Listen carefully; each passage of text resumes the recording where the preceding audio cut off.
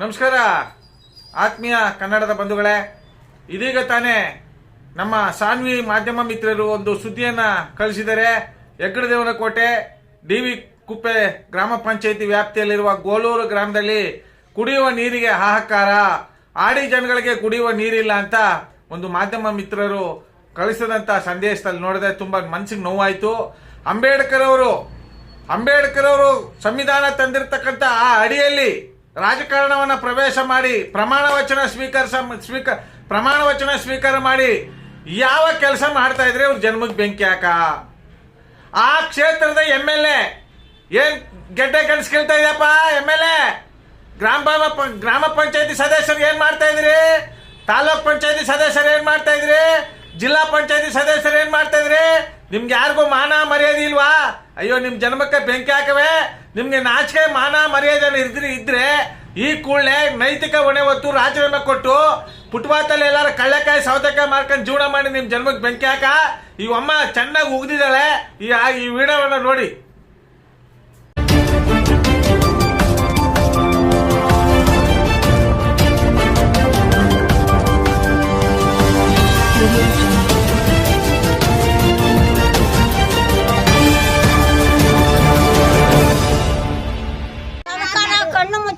ಹೆಗ್ಗಡದೇವನಕೋಟೆ ತಾಲೂಕಿನ ಡಿಬಿ ಕುಪ್ಪೆ ಗ್ರಾಮ ಪಂಚಾಯಿತಿ ವ್ಯಾಪ್ತಿಯಲ್ಲಿ ಬರುವ ಗೋಳೂರು ಆಡಿಯಲ್ಲಿ ಕುಡಿಯುವ ನೀರಿಗಾಗಿ ಪ್ರತಿಭಟನೆ ನಡೆಸಲಾಯಿತು.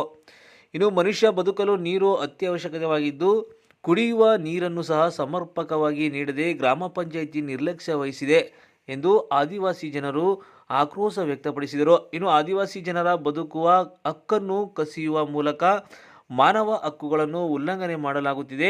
ಈ ಹಿಂದೆ ಹಲವಾರು ಬಾರಿ ಪ್ರತಿಭಟನೆ ನಡೆಸಿ ಮನವಿ ಪತ್ರಗಳನ್ನು ಸಲ್ಲಿಸಿದರೂ ಸಹ ಗ್ರಾಮ ಪಂಚಾಯಿತಿಯಲ್ಲಿ ಯಾವುದೇ ಗಮನ ಹರಿಸುತ್ತಿಲ್ಲ.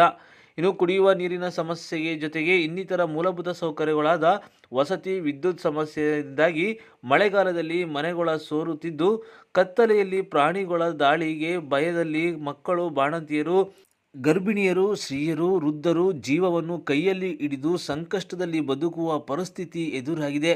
ಹಾಗಾಗಿ ಈ ಕೂಡಲೇ ಕುಡಿಯುವ ನೀರಿನ ವ್ಯವಸ್ಥೆ ಮಾಡಿ ಇನ್ನಿತರ ಮೂಲಭೂತ ಸೌಕರ್ಯಗಳನ್ನು ನೀಡಬೇಕು ಎಂದು ಗೋಳೂರು ಆಡಿಯ ಜನರಾದ ಗೌರಮ್ಮ, ಮಣಿ, ಗಂಗೆ, ಸುಶೀಲಾ, ರಾಣಿ, ಅಶೋಕ, ಗೌರಿ, ಶಾಂತಿ ಅವರು ಆಗ್ರಹಿಸಿದರು. ಒಂದು ಮನೆ ಇಲ್ಲ, ನೀರು ಇಲ್ಲ, ರೋಡ್ ಇಲ್ಲ, ಕರೆಂಟ್ ಇಲ್ಲ. ನಾವು ಯಾತದಲ್ಲಿ ಜೀವನ ಮಾಡಬೇಕು?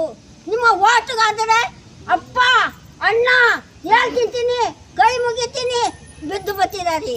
ಆ ಹೊತ್ತಿಗೆ ನಮ್ಗೆ ಗಿರಿಜನ ಹಾಡಿಗೆ ಬಂದರೆ ನಿಮಗೆ ಮಾಡೋ ಶಿಕ್ಷೆ ಮಾಡ್ತೀನಿ.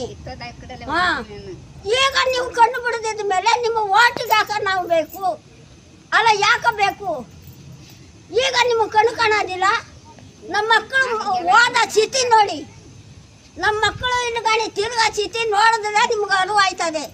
ನೀವು ಬರ್ತಿದಾರಿ ರೈತನಿಗ ಮನೆಯಲ್ಲಿ ಮನೆ ರೋಡು, ಮನೆ ಬಾವಿ, ಮನೆ ಕರೆಂಟು,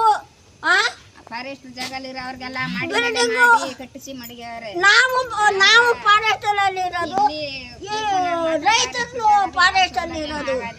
ಅವ್ರಿಗೆ ನೀವು ಮನೆ ಕಟ್ಟಕ್ಕೆ ಅವಕಾಶ ಕೊಡ್ತಿದ್ದಾರೆ. ನಾವು ನಿಮ್ಮನ್ನ ಬಂದು ನಾವು ಕೈ ಒಡ್ಡಿ ಬೇಡಿಲ್ಲ. ಸರ್ಕಾರ ನಮ್ಗ 2.40 ಹಾಕಿದ್ರು ಫಾರೆಸ್ಟ್ ಬಿಡ್ತಾ ಇಲ್ಲ. ನಮ್ಮನ್ನ ಅಡ್ಡಿ ಮಾಡ್ತಾರೆ. ನಾವೇನ್ ಮಾಡ್ಬೇಕು?